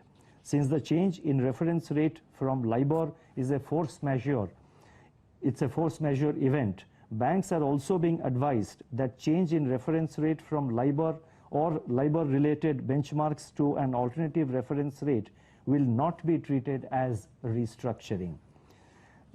The next measure relates to deferral of deadline for achievement of financial parameters under the Resolution Framework 1.0. The resolution plans implemented under the Resolution Framework for COVID-19 related stress announced on 6th August 2020, exactly 1 year ago. They require sector-specific thresholds to be met in respect of certain financial parameters. Of these parameters, the thresholds in respect of 4 parameters relate to operational performance of the borrowing entities. And these 4 parameters are total debt to EBITDA ratio, current ratio, debt service coverage ratio, and average debt service coverage ratio. These ratios are required to be met by 31st March 2022. Now, recognizing the adverse impact of the second wave of COVID-19 and the resultant difficulties on revival of businesses and in meeting the operational parameters, and the difficulty in meeting the operational parameters, it has been decided to defer the target date for meeting the specified thresholds, these specified 4 thresholds, which are mainly operational parameters. So it has been decided to defer the target date for meeting the specified thresholds in respect of the above 4 parameters to 1st October 2022. So we are extending it by a 6 months period from 31st March 22 to 1st October 2022. Let me now summarize and conclude. As the COVID second wave ebbs, there is optimism that with adequate pandemic protocols and ramp up in vaccination rate, we should be able to tide over a third wave if it occurs. As a nation, we should continue to be vigilant and ready to proactively deal with any resurgence of the pandemic with more rapidly transmissible mutants of the virus should it happen. The recovery remains uneven across sectors and needs to be supported by all policymakers. The Reserve Bank remains in whatever it takes mode with a readiness to deploy all its policy levers, monetary, prudential, and regulatory. In parallel, our focus on preservation of financial stability continues. At this juncture, our overarching priority is that growth impulses are nurtured to ensure a durable recovery along a sustainable growth path with stability. In this endeavor, we have consciously chosen the path of optimism over gloom, inspired by Mahatma Gandhi. And I quote Mahatma Gandhi, quote, "The Reserve Bank remains in whatever it takes mode with a readiness to deploy all its policy levers, monetary, prudential, and regulatory. In parallel, our focus on preservation of financial stability continues. At this juncture, our overarching priority is that growth impulses are nurtured to ensure a durable recovery along a sustainable growth path with stability. In this endeavor, we have consciously chosen the path of optimism over gloom, inspired by Mahatma Gandhi." And I quote Mahatma Gandhi, quote, I am an irrepressible optimist, but I always base my optimism on solid facts. Thank you. Stay safe, stay well. Namaskar. जानदार speech आपके सामने आती हुई और optimistic राय आपको आती हुई दिख रही है आरबीआई गवर्नर साहब की तरफ से। 4-5 ठोस कदम जो आपके सामने उठाते हुए दिखे हैं वो मैं पेश कर देता हूं। किसी भी तरीके का बदलाव आपको रेट्स में आता हुआ नहीं दिखा है, चाहे वो रिवर्स रेपो हो, चाहे लेंडिंग रेट हो, या आपके सामने फिलहाल एमएसएफ रेट हो।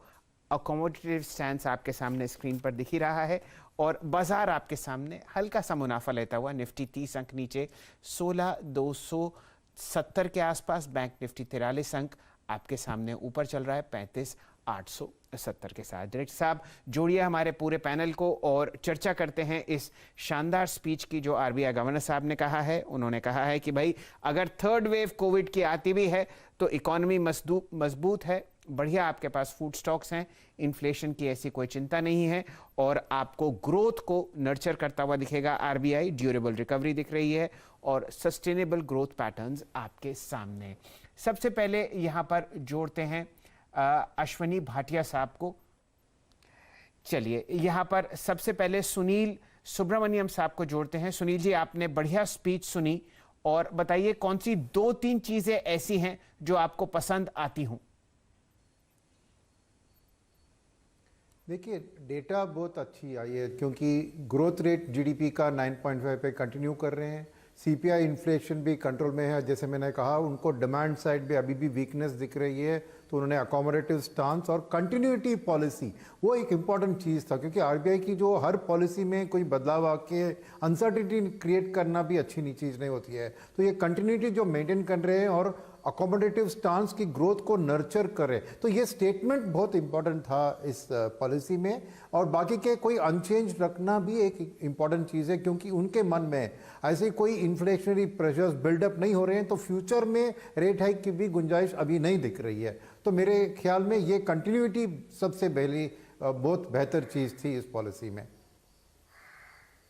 जोशी जी, पॉलिसी में एक बात बहुत थ्रस्ट किया गया कि ग्रोथ प्रायोरिटी है और उसके लिए whatever it takes we will do, लेकिन इसके साथ साथ एक जो लास्ट की जो उन्होंने रैपअप किया तो उसमें उन्होंने बोला कि recovery remain uneven in certain sectors, rest remain with the policy makers. इसका क्या मतलब है कि सरकार के पाले में गेंद डाल रहे हैं?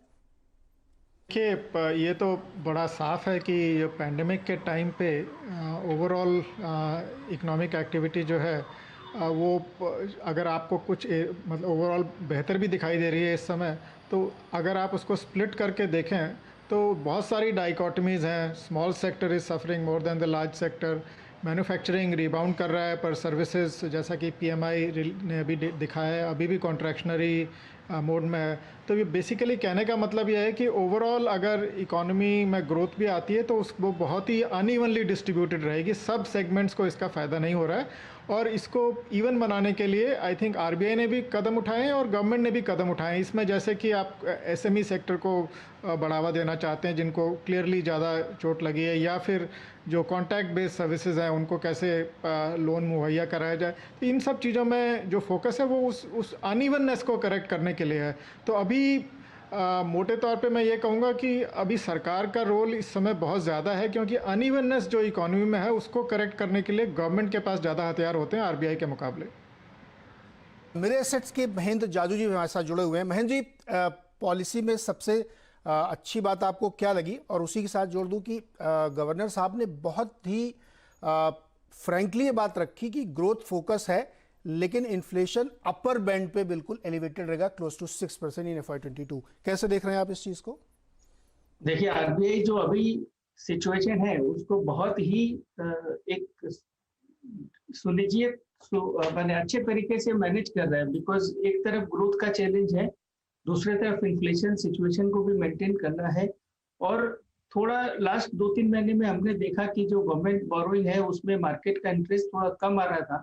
सो मेरे ख्याल से गवर्नर साहब ने सारी चीजों को एक के बाद एक एड्रेस किया। ग्रोथ के ऊपर फोकस बहुत जरूरी है और उन्होंने साथ में ये भी बता दिया जो एक आरबीआई के गाइडेंस में थोड़ा सा चेंज आया है कि एक बॉन्ड यील्ड को एक पर्टिकुलर लेवल पे कंट्रोल करने के बजाय एक orderly evolution of the yield curve की जो उन्होंने बात की और उसके हिसाब से उन्होंने मार्केट को थोड़ा सा एक स्पेस दिया अपने हिसाब से यील्ड्स को रखने का। तो आई थिंक वो जो मुझे दिख रहा है कि एक कहीं पर एक रिस्क दिख रही थी, एक अचानक कुछ एक्सप्लोजन हो गया और कुछ बहुत डिफिकल्ट मार्केट सिचुएशन आ जाए। मेरे ख्याल से ये जो पॉलिसी है वो सब तरफ से उस एक सिचुएशन को कम्प्लीटली अवॉइड करती है। तो मेरे ख्याल से जो पॉलिसी का एक सबसे हाईलाइट है और जो सबसे स्ट्रॉन्ग पॉइंट है कि ये जो आज की स्टेटमेंट है उसके बाद मुझे लगता है कि एक अनएक्सपेक्टेड और sudden disruption in the market वो जो है वो अवॉइड होगा। बहुत एक अच्छे तरीके से जो ट्रांजिशन होगा मॉनेटरी पॉलिसी का from ultra accommodative policy to a normalised policy, जिस तरह से उन्होंने लिक्विडिटी जो वो एब्जॉर्ब कर रहे हैं वीआरआर में, उसको ग्रेजुअली 2 लाख से 4 लाख किया, पहले 0 से 2 लाख किया। तो मेरे ख्याल से इस पॉलिसी के एक हाईलाइट जो मुझे सबसे स्ट्रॉन्ग पॉइंट लगा कि transition from the extraordinary situation to the normal situation, वो जो है वो बहुत स्मूथ होने वाला है। जबकि पिछले कुछ टाइम्स में हमने देखा कि एक मार्केट में सडनली बहुत वॉलेटिलिटी आ जाती है। इस पॉलिसी के बाद मुझे बहुत विश्वास है कि वैसा हम एक ग्रेजुअल ट्रांसमिशन देखेंगे। सो वो बहुत अच्छी बात है। अश्वनी भाटिया साहब, मैनेजिंग डायरेक्टर एसबीआई का स्वागत करते हैं। अश्वनी जी नमस्कार, सीएनबीसी आवाज पर आपका स्वागत है। कौन सी 2 अहम चीजें आपको गवर्नर साहब के स्टेटमेंट में पसंद आई जिससे अनुकूल असर बॉन्ड मार्केट्स पर, इन्फ्लेशन पर और ओवरऑल इकोनॉमी पर आपको पड़ता हुआ दिखेगा?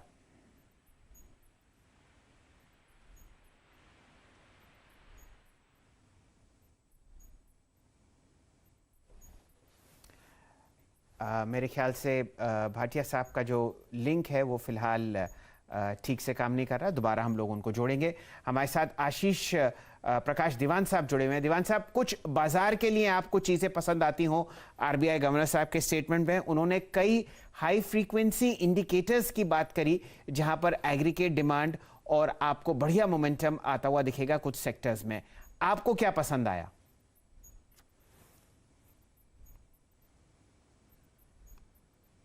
होंगी आगे चल के। आज हो सकता है कि इसका बिल्कुल असर इमीडिएट बेसिस पे ना दिखे, but on a long term trend जो है कि अगर इन्फ्लेशन हायर बैंड पे रह के भी, जो मई में हमने एक इन्फ्लेशन में जो बढ़ोतरी दिखी, वो एक झटका देखा, उसके बावजूद भी आरबीआई गवर्नर की बॉडी लैंग्वेज थी कि इन्फ्लेशन काबू में रहेगा, उससे कोई डरने की वो जरूरत नहीं है। उसके बलबूते ग्रोथ को आप कॉम्प्रोमाइज नहीं करेंगे। So that is the first thing कि growth is the buzzword. Sorry. दूसरी चीज ये है कि उनका जो अनुमान जीडीपी ग्रोथ का है, वो देखिए उसमें कहीं भी आपको कोई इस टाइप की मायूसी नहीं दिखी या कोई हिचक नहीं दिखी। तो मेरे को, और जो एक बहुत इंपॉर्टेंट पॉइंट है कि जो सेक्टर्स ऑफ द इकोनॉमी में थोड़ा सा इक्विलिब्रियम कम है या ओवरऑल ग्रोथ नहीं है, बट थोड़े पॉकेट्स में है, जो हाई फ्रीक्वेंसी इंडिकेटर्स दिखा रहे हैं, उसके साथ साथ चलते आपको कैपिटल गुड्स और एक्सपेंशन की जो जरूरत है, और जैसे सुनील ने कहा, इंटरेस्ट रेट कम रहने की एक विजिबिलिटी और आ गई।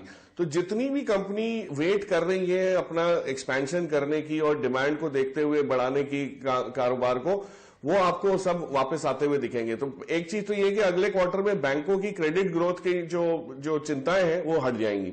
सेकेंड चीज है कि कैपिटल गुड्स और खास करके जो बेस लेवल के एक्सपेंशन में काम आती है चीजें, चाहे वो इंडस्ट्रियल्स में हो, चाहे वो इंजीनियरिंग साइड में हो, ये सब जो कंपनीज हैं, इसमें बहुत बढ़ावा मिलेगा इसके बाद।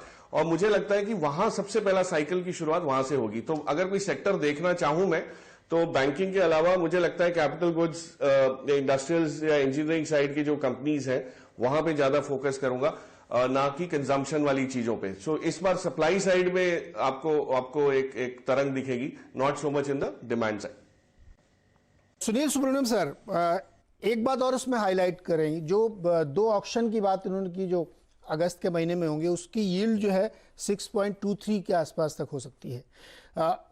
बहुत ही मतलब स्मार्टली, जैसा कि अभी महेंद्र जी कह रहे थे कि उन्होंने उस पॉलिसी को एकोमोडेटिव बना दिया कि धीरे धीरे वो जिस रास्ते पे जा रही है उस तरफ जाएगी।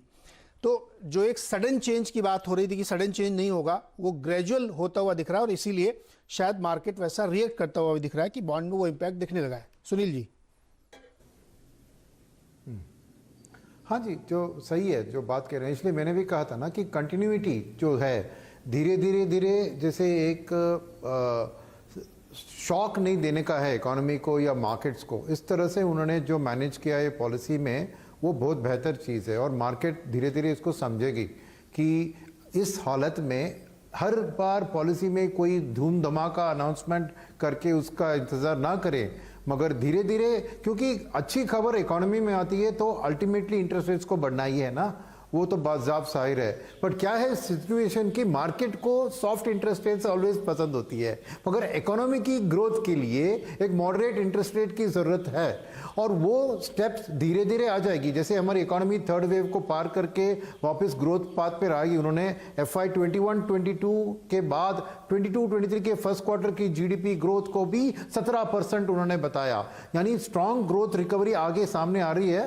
तो नेचुरली उस पाथ के ऊपर उनको इंटरेस्ट रेट्स को और इन्फ्लेशन के ऊपर ध्यान आना चाहिए, मगर उन्हें झट से कोई अनाउंसमेंट नहीं किया और धीरे धीरे उन्होंने जैसे सुई धागा में डालते हैं वैसे उन्होंने धीरे धीरे ये चेंज को इंट्रोड्यूस किया है। बहुत बेहतर चीज़ है वो। जोशी साहब को जोड़ते हैं। जोशी जी, अगर आप आंकड़े देखें, इन्फ्लेशन के आंकड़े देखें, रियल GDP ग्रोथ के 9.5%, क्या आपको यहाँ पर उम्मीद है इस ग्रोथ को हम लोग एक्सीड करेंगे? क्योंकि कई सारे यहाँ पर हाई फ्रीक्वेंसी इंडिकेटर्स हैं जो आपको बाजार में बहुत बढ़िया तरीके से काम करते हुए दिख रहे हैं। मॉनसून बहुत फर्स्ट क्लास है और जिस हिसाब से आपको खेती में सोइंग होती हुई दिख रही है वो भी बहुत बढ़िया है। क्या उम्मीद कि इस GDP को हम और आगे बढ़ाते हुए देखेंगे? के लिए ये आवश्यक है कि एक तो जो थर्ड वेव है वो माइल्ड रहे और दूसरा हमारा जो वैक्सीनेशन प्रोसेस है वो और ज़्यादा स्पीड गेन करे। अगर ये दो चीज़ें होती हैं तो ग्रोथ के लिए अपसाइड हो सकती है। Otherwise I think in the base case हमारा ये मानना है कि हमारी फोरकास्ट भी 9.5% GDP ग्रोथ की है और वो उसमें हम ये मान के चल रहे हैं कि जो अडल्ट पॉपुलेशन है 70% of that will be vaccinated by the end of this year. Government का टारगेट 100% का है, जो हमें इस समय मुश्किल लग रहा है क्योंकि जो प्रोग्रेस है वो काफ़ी स्लो है वैक्सीनेशन में। तो upside will depend on vaccination progress and the intensity of the third wave, जिसके बारे में अभी फोर्सफुली कहना बहुत मुश्किल है अभी। तो उसको आपको देखते रहना पड़ेगा और कैसे इवॉल्व कर रही हैं ये दो सिचुएशंस। चलिए, ये चर्चा तो GDP ग्रोथ पर हुई। यहाँ पर जोड़ते हैं महेंद्र झाजू साहब से।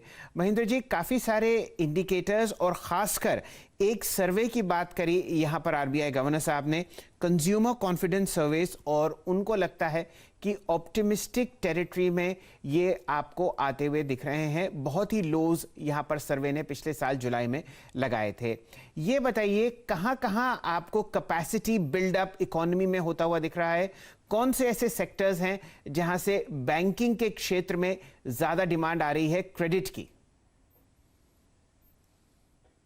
जो हमारा सबसे बड़ा एरिया है जहां पर कि सबसे अच्छा ग्रोथ हमको दिख रहा है एक्सपोर्ट्स, बिकॉज वेस्टर्न इकोनॉमीज है वहां पर इकोनॉमी ओपन अप हो रहा है और जो साउथ ईस्ट एशियन मार्केट्स है वहां पर अभी कोविड का सबसे खराब माहौल चल रहा है। जैसे इंडोनेशिया है, वियतनाम है, जिन्होंने कि फर्स्ट और सेकेंड वेव में या फर्स्ट वेव में ज्यादा सफर नहीं किया था। बोथ दिस थिंग्स जो इंडिया के फायदे में है, क्योंकि जो वेस्टर्न कंट्रीज है वो हमारा एक्सपोर्ट टारगेट मार्केट है और जो साउथ ईस्ट एशियन कंट्रीज है वो हमारा कंपटीशन है। तो उस लिहाज से भारत एक बहुत ही स्ट्रॉन्ग पोजिशन में वी हैव सीन कि हमारा जो एक्सपोर्ट्स है वो 35 बिलियन पर मंथ को टच कर रहा है, जो कि आज 5-7 साल बाद के बाद वो हम सिचुएशन देख रहे हैं। तो एक्सपोर्ट ओरिएंटेड सेक्टर जितने हैं वहां से मुझे लगता है कि क्रेडिट पिकअप बहुत स्ट्रांग होने वाला है। दूसरा जो इंफ्रास्ट्रक्चर रिलेटेड एरियाज है वहां पर फिर से हमको एक बार क्रेडिट डिमांड दिखेगी। जो लार्ज कंपनीज है जो कि इंफ्रास्ट्रक्चर में, रोड्स में, पोर्ट्स में, वहां पर क्रेडिट पिकअप होना चाहिए। और उसके बाद जो कंज्यूमर सेगमेंट है वहां पर डिमांड बहुत स्ट्रांग है, जैसा गवर्नर साहब ने भी बोला। लेकिन चूंकि जितनी FMCG कंपनियां हैं वो सारे जनरली कैश सरप्लस होते हैं, तो वहां मुझे नहीं लगता क्रेडिट पिकअप आएगा। और जो सबसे बड़ी चीज है कि लिक्विडिटी सिस्टम में है, कॉस्ट ऑफ कैपिटल बहुत कम है। तो जुलाई में, जून में हमने देखा कि थोड़ा सा प्राइमरी मार्केट एक्टिविटी जो है वो खाली CP मार्केट में बहुत अच्छा मोमेंटम था, बट बॉन्ड सेगमेंट में थोड़ा सा वॉल्यूम कम हुआ था। वो मुझे लगता है वापस पिकअप होगा। सो काफी सारे जो कंपनीज हैं वो अपने जो डेट है उसको रीफाइनेंस कर सकते हैं कैपिटल मार्केट से at a rates lower than what banks are being able to offer. तो उस सेगमेंट में जो AAA कंपनीज है, AA कंपनीज है, वहां पर मुझे लगता है क्रेडिट पिकअप वापस दिखेगा। प्रकाश दीवान, ये बताइए कि इस पॉलिसी को कंज्यूम करते हुए अब किन सेक्टर्स पे नजर रखी जाए, कहाँ बाइंग अपॉर्चुनिटी हो सकती है? नीरज, बाइंग अपॉर्चुनिटी मैंने जैसे पहले कहा कैप गुड्स में रहेगी, क्योंकि अगर खपत सही है, इंटरेस्ट रेट लो रहते हैं, तो जिसके पास आधा भी एक मन बनाया हुआ है एक्सपेंशन करने का, वो करेगा। सो आपको जो प्राइमरी कैपिटल एक्सपेंशन के लिए जो चीजें लगती हैं इंजीनियरिंग साइड में या कैपिटल गुड्स साइड में, वो बिल्कुल बहुत पॉजिटिव रहेगा। और जैसे जाजू जी बता रहे हैं कि जो इंफ्रास्ट्रक्चर में भी एक्सपेंशन आपको मिलेगा वो होगा, तो ये दोनों को देखते हुए इंफ्रास्ट्रक्चर, कैपिटल गुड्स, ये चले नहीं है, ये सेक्टर्स में अभी भी बहुत वैल्यू आपको दिख रही है, क्योंकि कोई इतने बहुत ज्यादा इसमें वैल्यूएशन स्ट्रेच नहीं हुए। एक सेक्टर जो मुझे लगता है कि ये गतिविधि जो बढ़ते हुए जब आपको दिखती है उसके कुछ लैग के बाद थोड़ी पेशेंस रखें अगर, तो लॉजिस्टिक्स वाला जो सेक्टर है, तो मैं तो चुनूंगा ये सब कंपनी की कंजम्पशन अगर अच्छी है, उत्पादन चीजों का शुरू होना है, बढ़ना है, बैंकों के लिए क्रेडिट ग्रोथ और इंफ्रास्ट्रक्चर की अब्सॉर्प्शन ऑफ कैपिटल होने वाली है, तो सबसे बड़ा इसका इम्पैक्ट जो आता है वो है आपको डोमेस्टिक लॉजिस्टिक्स स्पेस पे, और वहां पे कुछ क्वालिटी बिजनेसेस अवेलेबल है जो अच्छे वैल्यूएशंस पे है, अच्छी पेडिग्री वाले, तो मेरी नजर तो उस पर रहेगी, क्योंकि ये थोड़ा सा चेंज जो है लॉन्ग टर्म है। कोई पॉलिसी में इमीडिएट बेसिस पे कोई, जैसे सुनील ने कहा, कोई तड़क भड़क वाली कोई चीज नहीं है, जो है वो विस्तार से धीरे धीरे करके बढ़ती हुई दिखेंगी आपको। सुनील जी से जुड़ते हैं। सुब्रमण्यम साहब, ये जो पॉलिसी थी एक नॉन इवेंट के रूप में आपके सामने आई और निकल गई, अब अगली पॉलिसी आपको 2 महीने बाद आती हुई दिखेगी। बताइए क्या उम्मीद आप करते हैं आरबीआई गवर्नर साहब आगे आते वक्त समय में करेंगे? फिलहाल बाजार में सेंटिमेंट बहुत ही मजबूत है। मैं समझता हूँ कि 2 महीने के बाद होगी फेस्टिवल सीजन, दिवाली की माहौल, और डिमांड के ऊपर फोकस और लिक्विडिटी जारी रखना, क्योंकि लेंडिंग डिमांड जो होगी उधर, उसको लिक्विडिटी के थ्रू सपोर्ट जारी रखना। तो बिगेस्ट थिंग नेक्स्ट पॉलिसी में देखना है कि क्या लिक्विडिटी मेजर्स अनाउंस करते हैं, क्योंकि खरीफ की सोइंग की बात भी की, तो उसको सपोर्ट करने के लिए स्पेसिफिक सेक्टर्स जैसे एग्रीकल्चर सेक्टर, कंजम्पशन सेक्टर और एमएसएमई सेक्टर को लिक्विडिटी चैनलाइज कैसे करते हैं ताकि इन्फ्लेशनरी प्रेशर्स ना बढ़े डिमांड बढ़ते हुए भी।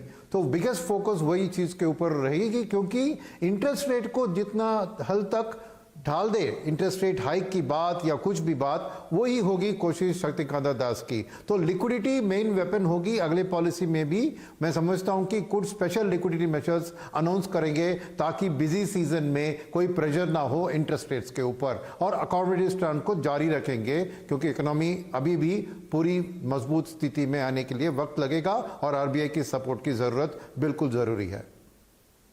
फिलहाल समय समाप्त हो चुका है कवरेज का, और सुनील जी आपका बहुत बहुत आभार। दीवान साहब आप हमारे साथ जुड़े, डीके जोशी साहब बहुत बहुत शुक्रिया आपका, आपने अपना कीमती समय निकाला। महेंद्र जाजू साहब आपका बहुत बहुत धन्यवाद, और आशीष चतुर्मोता जी बहुत बहुत शुक्रिया, आपने हमारे साथ जुड़े और अपने व्यूज़ शेयर किए इस क्रेडिट पॉलिसी में, जहां पर इंटरेस्ट रेट्स में कोई फेरबदल नहीं किया गया, लेकिन गवर्नर साहब ने जाते जाते कहा will do whatever it takes to nurture growth and sustain durable recovery। Neeraj ji, आप मुझसे बेहतर मैक्रो पढ़ते हैं, बताइए क्या रहा लब्बो लबाब इस पॉलिसी का? इस पॉलिसी में जो लास्ट लाइन उन्होंने कही, जो आप अभी कोट कर रहे थे कि कुछ भी हो हम ग्रोथ का दामन पकड़े रखेंगे, उसके लिए आरबीआई को जितना कुछ करना होगा हम वो करेंगे। और अब पॉलिसी मेकर्स को भी इस तरफ काम करना पड़ेगा, क्योंकि 2020 दिसंबर के बाद से गवर्नमेंट की तरफ से कोई फिस्कल मेजर्स नहीं लिए गए हैं। दूसरी बात वो ये कह रहे हैं कि इन्फ्लेशन जो है अक्टूबर नवंबर में जाके ईज होना शुरू होगा, क्योंकि जाड़े में थोड़ा सा नॉर्म पड़ता है, तो वो बेनिफिट मिलेगा। इसीलिए वो अपर बैंड 6 के बजाय 5.7% पर रख के चल रहे हैं इन्फ्लेशन का, और ग्रोथ का टारगेट उन्होंने रिवाइज नहीं किया है। तो मैं ये कहूँगा कि बिल्कुल इनकी जो है डोविश पॉलिसी है, और ये फेड की बात को रिफ्लेक्ट कर रहे हैं यहाँ पे, लेकिन अंडरटोन में इन्होंने थोड़ा सा नॉर्मलाइजेशन की तरफ कदम रखा है, क्योंकि जो बॉन्ड एक्शन होने वाला है उसमें यील्ड थोड़ी सी ऊपर है।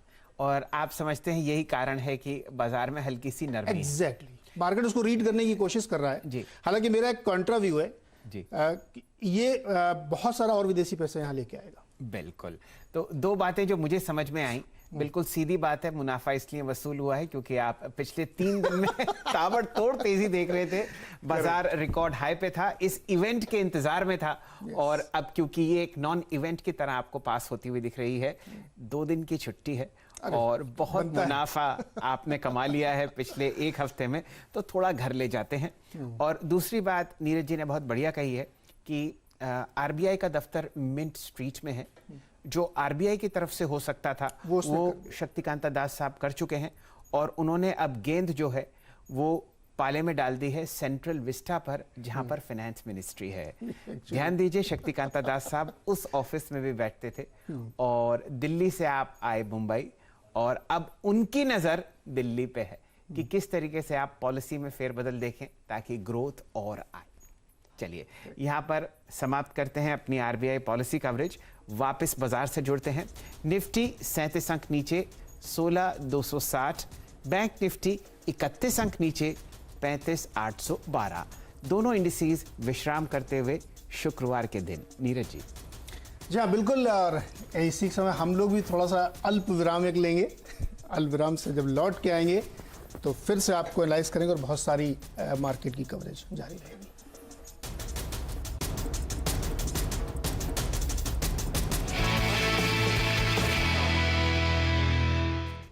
Krasna Diagnostics